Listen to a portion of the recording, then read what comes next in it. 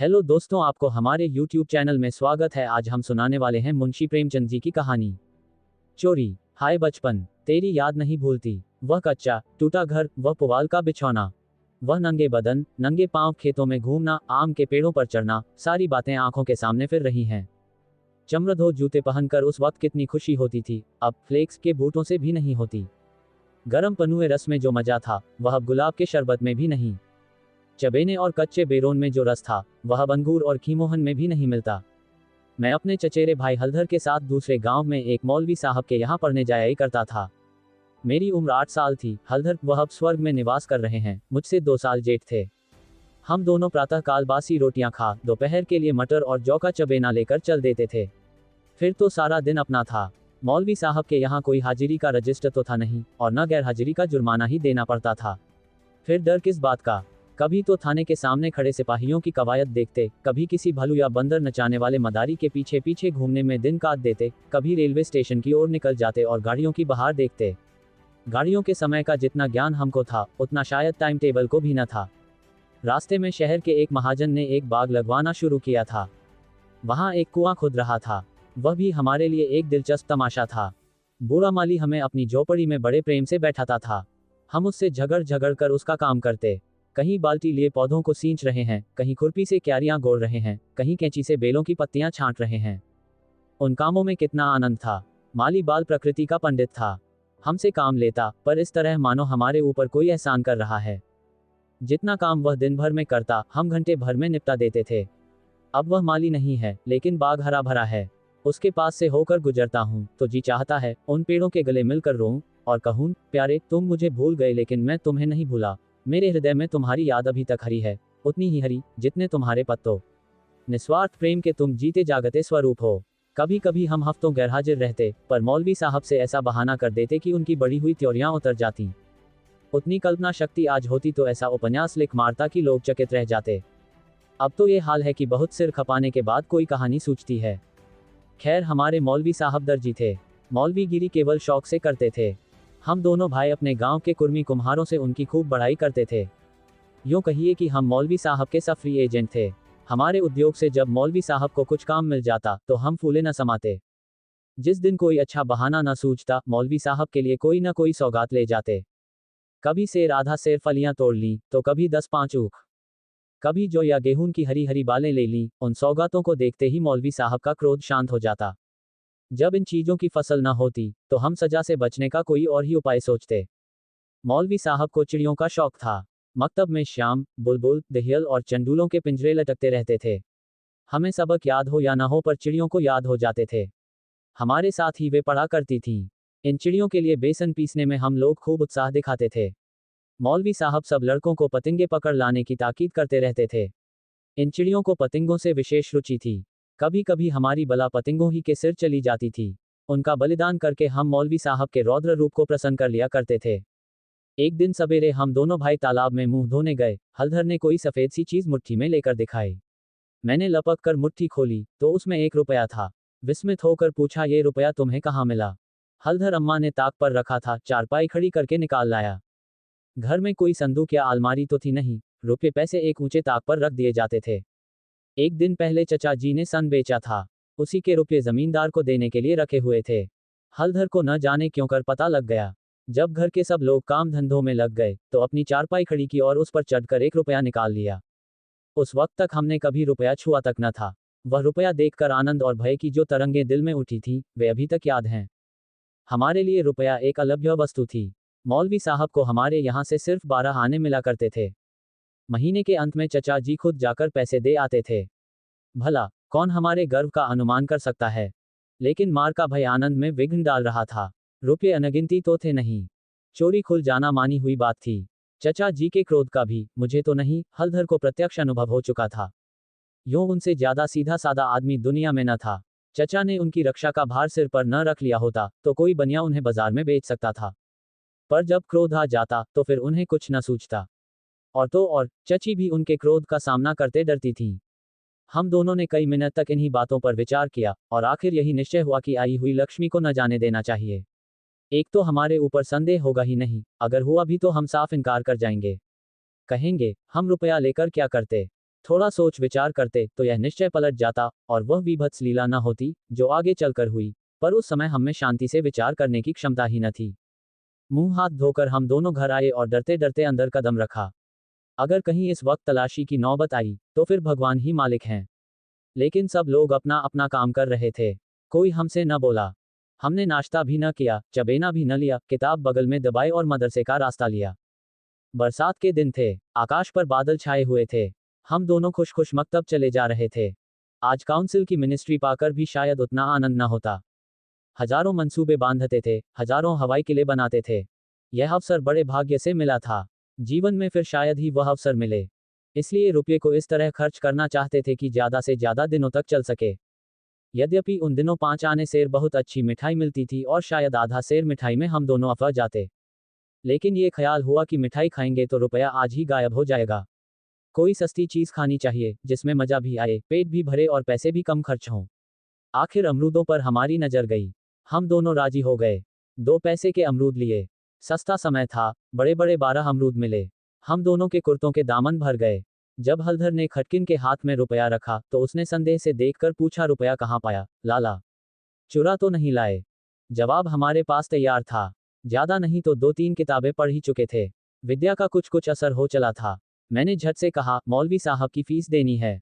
घर में पैसे न थे तो चचा जी ने रुपया दे दिया। इस जवाब ने खटकिन का संदेह दूर कर दिया। हम दोनों ने एक पुलिया पर बैठकर खूब अमरूद खाए। मगर अब 15.5 आने पैसे कहाँ ले जाएं? 1 रुपया छिपा लेना तो इतना मुश्किल काम न था। पैसों का ढेर कहाँ छिपता? न कमर में इतनी जगह थी और न जेब में इतनी गुंजाइश। उन्हें अपने पास रखना चोरी का ढिंढोरा पीटना था। बहुत सोचने के बाद ये निश्चय किया कि 12 आने तो मौलवी साहब को दे दिए जाएं, शेष 3.5 आने की मिठाई उड़े। यह फैसला करके हम लोग मकतब पहुंचे। आज कई दिन के बाद गए थे। मौलवी साहब ने बिगड़कर पूछा, इतने दिन कहाँ रहे? मैंने कहा, मौलवी साहब, घर में गमी हो गई। ये कहते कहते 12 आने उनके सामने रख दिए। फिर क्या पूछना था? पैसे देखते ही मौलवी साहब की बाछें खिल गईं। महीना खत्म होने में अभी कई दिन बाकी थे। साधारणत महीना चढ़ जाने और बार बार तकाजे करने पर कहीं पैसे मिलते थे। अब की इतनी जल्दी पैसे पाकर उनका खुश होना कोई अस्वाभाविक बात न थी। हमने अन्य लड़कों की ओर सगब नेत्रों से देखा, मानो कह रहे हों, एक तुम हो कि मांगने पर भी पैसे नहीं देते, एक हम हैं कि पेशगी देते हैं। हम अभी सबक पढ़ ही रहे थे कि मालूम हुआ, आज तालाब का मेला है, दोपहर में छुट्टी हो जाएगी। मौलवी साहब मेले में बुलबुल लड़ाने जाएंगे। ये खबर सुनते ही हमारी खुशी का ठिकाना न रहा। 12 आने तो बैंक में जमा ही कर चुके थे, 3.5 आने में मेला देखने की ठहरी। खूब बहार रहेगी, मजे से रेवड़ियां खाएंगे, गोलगप्पे उड़ाएंगे, झूले पर चढ़ेंगे और शाम को घर पहुंचेंगे। लेकिन मौलवी साहब ने एक कड़ी शर्त ये लगा दी थी कि सब लड़के छुट्टी के पहले अपना अपना सबक सुना दें। जो सबक न सुना सकेगा उसे छुट्टी न मिलेगी। नतीजा ये हुआ कि मुझे तो छुट्टी मिल गई, पर हलधर कैद कर लिए गए। और कई लड़कों ने भी सबक सुना दिए थे, वे सभी मेला देखने चल पड़े। मैं भी उनके साथ हो लिया। पैसे मेरे ही पास थे, इसलिए मैंने हलधर को साथ लेने का इंतजार न किया। तय हो गया था कि वह छुट्टी पाते ही मेले में आ जाएं और दोनों साथ साथ मेला देखें। मैंने वचन दिया था कि जब तक वह न आएंगे, एक पैसा भी खर्च न करूंगा, लेकिन क्या मालूम था कि दुर्भाग्य कुछ और ही लीला रच रहा है। मुझे मेला पहुंचे 1 घंटे से ज्यादा गुजर गया, पर हलधर का कहीं पता नहीं। क्या अभी तक मौलवी साहब ने छुट्टी नहीं दी, या रास्ता भूल गए? आंखें फाड़ फाड़ कर सड़क की ओर देखता था। अकेले मेला देखने में जी भी न लगता था। ये संशय भी हो रहा था कि कहीं चोरी खुल तो नहीं गई और चाचा जी हलधर को पकड़कर घर तो नहीं ले गए। आखिर जब शाम हो गई तो मैंने कुछ रेवड़ियां खाईं और हलधर के हिस्से के पैसे जेब में रखकर धीरे धीरे घर चला। रास्ते में ख्याल आया, मकतब होता चलूं। शायद हलधर अभी वहीं हो, मगर वहां सन्नाटा था। हाँ, एक लड़का खेलता हुआ मिला। उसने मुझे देखते ही जोर से कह कहा मारा और बोला, बचा, घर जाओ तो कैसी मार पड़ती है। तुम्हारे चचा आए थे, हलधर को मारते मारते ले गए हैं। अजी, ऐसा तान कर घूंसा मारा कि मियाँ हलधर मुंह के बल गिर पड़े। यहां से घसीटते ले गए हैं। तुमने मौलवी साहब की तनख्वाह दे दी थी, वह भी ले ली। अभी कोई बहाना सोच लो, नहीं तो बेभाव की पड़ेगी। मेरी सिट्टी पिट्टी भूल गई, बदन का लहू सूख गया। वही हुआ जिसका मुझे शक हो रहा था। पैर मन मन भर के हो गए। घर की ओर एक एक कदम चलना मुश्किल हो गया। देवी देवताओं के जितने नाम याद थे सभी की मानता मानी, किसी को लड्डू, किसी को पेड़े, किसी को बतासे। गांव के पास पहुंचा तो गांव के डीह का सुमिरन किया, क्योंकि अपने हलके में डीह ही की इच्छा सर्वप्रधान होती है। ये सब कुछ किया, लेकिन ज्यों ज्यों घर निकट आता, दिल की धड़कन बढ़ती जाती थी। घटाएं उमड़ी आती थीं। मालूम होता था, आसमान फटकर गिरा ही चाहता है। देखता था, लोग अपने अपने काम छोड़ छोड़ भागे जा रहे हैं, गोरू भी पूंछ उठाए घर की ओर उछलते कूदते चले जाते थे। चिड़ियां अपने घोंसलों की ओर उड़ी चली आती थीं, लेकिन मैं उसी मंद गति से चला जाता था, मानो पैरों में शक्ति नहीं। जी चाहता था, जोर का बुखार चढ़ाए, या कहीं चोट लग जाए, लेकिन कहने से धोबी गधे पर नहीं चढ़ता। बुलाने से मौत नहीं आती। बीमारी का तो कहना ही क्या। कुछ न हुआ, और धीरे धीरे चलने पर भी घर सामने आ ही गया। अब क्या हो? हमारे द्वार पर इमली का एक घना वृक्ष था। मैं उसी की आड़ में छिप गया कि जरा और अंधेरा हो जाए, तो चुपके से घुस जाऊं और अम्मा के कमरे में चारपाई के नीचे जा बैठूं। जब सब लोग सो जाएंगे, तो अम्मा से सारी कथा कह सुनाऊंगा। अम्मा कभी नहीं मारती। जरा उनके सामने झूठ मूठ रोऊंगा, तो वह और भी पिघल जाएंगी। रात कट जाने पर फिर कौन पूछता है। सुबह तक सबका गुस्सा ठंडा हो जाएगा।